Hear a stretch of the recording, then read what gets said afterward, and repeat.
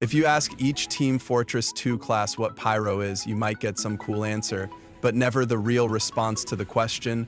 Oh, don't ask, mate. We'll just keep my distance. Pyros. Well, Pyro. Let's leave it at that. Pyro is an unstoppable force of fire and freedom. Gender is irrelevant. Only burning victory matters. Ow! Pyro! Mate, I have no bloody idea. Tried asking once. They just stared at me. Pyro meets fire. Gender does not matter. Pyro is Pyro!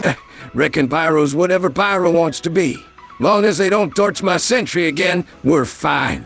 Hello, my name is Buttman. Let's talk about the most mysterious, unsettling character in all of Team Fortress 2, Pyro. They wear a mask. They never speak clearly. They see a world of rainbows and unicorns while setting everything around them on fire. And after over 15 years, we still have no idea who Pyro actually is. Why Pyro is a mystery. Each TF2 class is allowed distinct personality. They talk, they banter, they brag, but not Pyro. Pyro is silent, hidden, faceless. Even Valve, a studio known for weaving detailed backstories and layered humor, has kept Pyro's identity vague. Gender, unknown.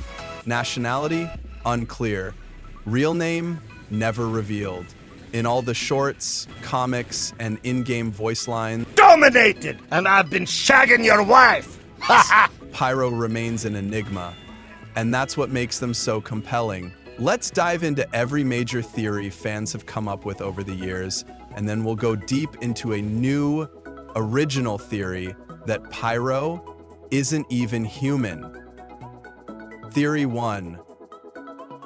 Pyro is a woman. This is one of the most persistent theories. Some believe Pyro is secretly a woman, citing their slightly higher-pitched, muffled voice, a smaller frame, and body language that feels less masculine. Valve's old internal files that refer to Pyro as she in some cases. In a game full of loud, exaggerated men, a silent, masked female character would be a powerful twist, but Valve has neither confirmed nor denied it, and the ambiguity just fuels the fire. Theory 2, Pyro is psychotic. Then, there's the insanity theory. In Meet the Pyro, we see the world through Pyro's eyes. It's a candy-colored fantasy called Pyroland. But outside their delusion, Pyro is burning people alive. This suggests a kind of dissociative psychosis, a complete break from reality. Some fans think Pyro was a traumatized child, maybe abused or broken by war, and now copes through fantasy. In this version, Pyro is a tragic figure. They don't know they're hurting people. They honestly believe they're spreading happiness, which somehow makes it even scarier. Theory Pyro is a government experiment. Others believe Pyro was made, not born, a secret experiment. A lab subject modified to resist pain, ignore morality, and weaponize fire. Clues: the unnatural gas mask, which may be surgically attached. Lack of speech. What if Pyro can't speak anymore? Their strange, stiff movements and erratic behavior. Maybe Red or Blue created Pyro in a lab and released them onto the battlefield as a test. And now, they can't control them. Theory 4, Pyro is an alien. Some fans go even deeper into the weird. What if Pyro isn't human at all? This theory suggests Pyro is from another world, one where fire is beautiful, one where war looks like play. The gas mask is a rebreather. Their voice sounds odd because human speech isn't natural to them. Their view of reality, Pyro Land, isn't a hallucination, it's just how their alien brain interprets the world. Original theory, Pyro is a robot infiltrator. Now, here's a theory you've probably never heard, and it's the strangest one yet. What if Pyro isn't a person, but a machine? Not just a robot, but an infiltrator designed to live among humans, study them, and report back to whoever created it. Let's break this down. Pyro never removes their mask. Not once. Maybe because there's no face underneath, just circuitry and steel. They don't speak. Not because they won't, because they can't. Their voice lines are garbled machine noise piped through a fake voice box.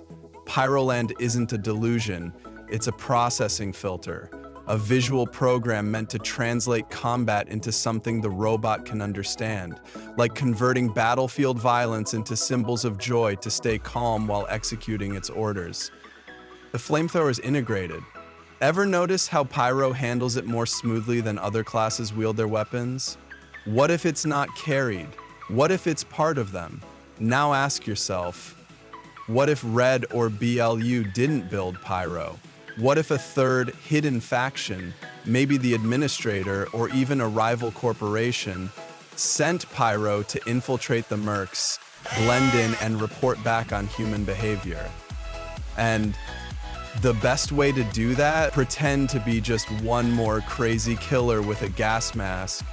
Because in TF2's world, no one questions the psychopath with the flamethrower. That's the genius. Pyro acts so strange, no one looks past it. No one asks the real question, what are they hiding under the mask? Valve's silence is the final clue. Valve has had more than a decade to give us an answer. They haven't. That's intentional. Pyro is meant to be a question mark, a cipher, a mirror for our darkest guesses. Every theory could be true, or none of them. But that's what makes Pyro the most fascinating character in Team Fortress 2. So, who is Pyro? A woman? A lunatic? A lab rat? A machine? Maybe they're a reflection of what scares us most.